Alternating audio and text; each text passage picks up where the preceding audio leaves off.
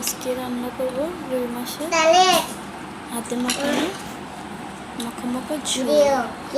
থেকে নিচে বসে পাচ্ছেন কত সুন্দর হয়েছে। যে রুই মাছের পিস নিয়েছি, তো চলুন দেখে নেই আমি কিভাবে রান্নাটা করি।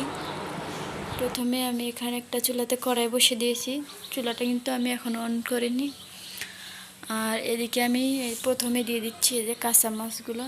এই মাছটা কিন্তু টাটকা বাজার থেকে নিয়ে এসছে, এইমাত্র কাটিয়ে ধুয়ে এখান থেকে আমি 4 পিস নিয়ে এটা রান্না করার জন্য নিয়েছি। আর এই মাছটা আমি কড়াইতে এভাবে 4টা পিস চারদিকেই ছড়িয়ে দিব। এরপর দিয়ে দেব 2টা টমেটো, ছোটো ছোটো টমেটো এভাবে কুচি করে কেটে এটাও দিয়ে দেব। আর এখানে দিয়ে দেব পেঁয়াজ কুচি দেওয়ার পরে এখানে দিয়ে দেবো আমি জিরে বাটা, কাঁচামরিচ বাটা, আদা বাটা, আর দিয়ে দেবো রসুন বাটা।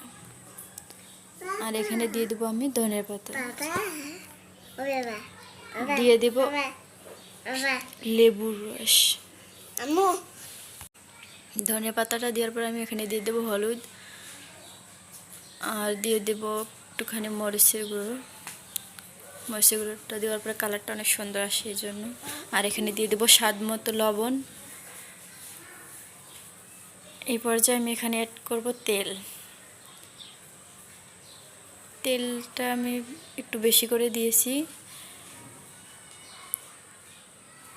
এই পর্যায়ে আমি এখানে হাত দিয়ে এগুলো মেখে নেব। মাছগুলো আমি সুন্দরভাবে এগুলো মেখে নেব।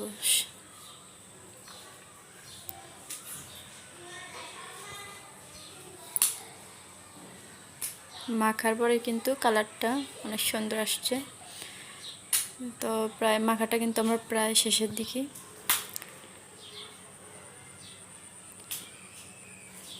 আর যে রুই মাছের কিন্তু ডিম আসছিল একটুখানি, এই যে ডিমটাও আমি এর উপর দিয়ে দেবো। এখন ডিম দেওয়ার পরে আমি এখানে কিছুটা পানি দিয়ে দেবো। পানিটা দেওয়ার পর আমি চুলাটা যে অন করে নেব। এখন আমি এটা ঢাকা দিয়ে রান্না করে নেব।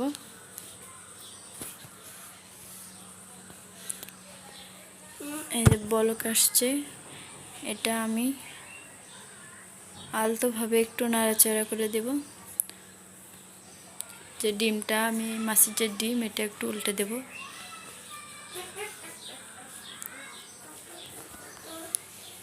যাতে করে ডিমের মধ্যে মশলাটা ভালোভাবে সান্দায়। আমি আবারও ঢাকা দিয়ে এটা রান্না করে নেব।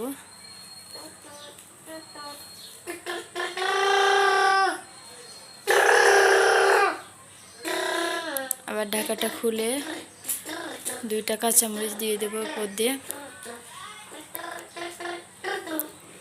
রান্নাটা কিন্তু আমার প্রায় শেষের দিকে। আর এই পর্যায়ে আমি কিছু জিরে ভেজে নিয়েছি, এটা একটু গুঁড়ো করে নেব।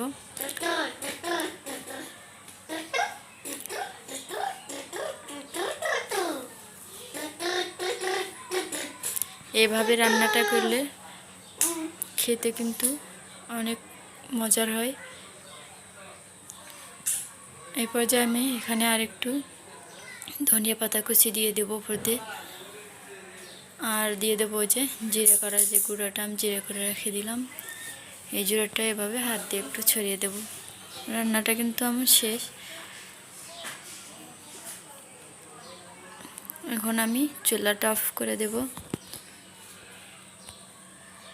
আর কেমন লাগলো আজকের এই রেসিপিটি? ভালো লাগলে অবশ্যই লাইক কমেন্ট করবেন আমাদের। আর এখন আমি এই যে একটা মাছের পিস নিয়েছি আর নিয়েছি গরম গরম ভাত। প্রথমে আমি এটা আমার মেয়েকে খাওয়াইব। মাছের কিন্তু পিসটা ভেতরে সাদা অংশ নাই, একদম পুরো মশলা ঢুকে